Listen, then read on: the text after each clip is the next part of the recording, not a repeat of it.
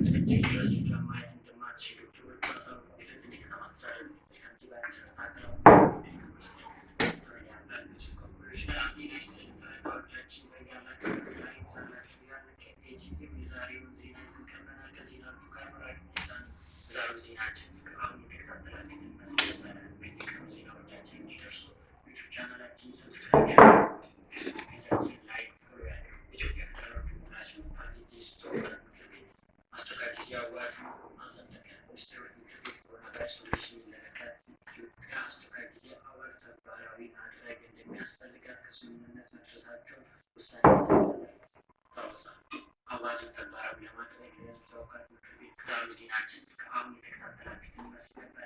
በየቀኑ ዜናዎቻችን እንዲደርሱ ዩቱብ ቻናላችን ሰብስክራይብ ያድርጉ፣ ፌስቡክ ፔጃችን ላይክ፣ ፎሎ ያድርጉ። ኢትዮጵያ ፌዴራል ዲሞክራሲያዊ ፓርቲ ተወካዮች ምክር ቤት አስቸኳይ ጊዜ አዋጁን አጸደቀ። ሚኒስቴሮች ምክር ቤት ኮሮና ቫይረስ ወረርሽኝን ለመከላከል ኢትዮጵያ አስቸኳይ ጊዜ አዋጅ ተግባራዊ ማድረግ እንደሚያስፈልጋት ከስምምነት መድረሳቸውን ውሳኔ ማስተላለፍ ታወሳ።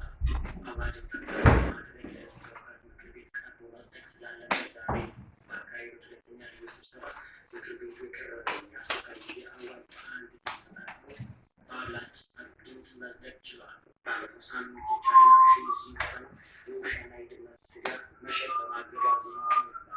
አሁን ደግሞ ቻይና ውሻዎችን እንስሳ በሚል ከፍላ ትችላለች ተብሏል። ከዚህ በፊት ውሻዎችን እንስሳነት ሳይሆን በእንስሳነት ብቻ ታይቷል እና የእንስሳቶች በቁም የሚሸጡ ገበያዎች ለኮሮና ቫይረስ መነሻ በመሆናቸው በመታወቁ መንግስት ብላ እንደምትፈትሽ አድርጓታል ተብሏል። ከውስጥ መገናኛ ብዙኃን እንደዘገቡት ቻይና የግብርና ባለስልጣን ከሰው ልጅ ስልጣን ጋር ተያይዞ ውሻዎች ከእንስሳት የበለጠ የሰው ልጅ የቅርብ አጋር ሆኗል ብለዋል። የ101 ዓመት አዛውንት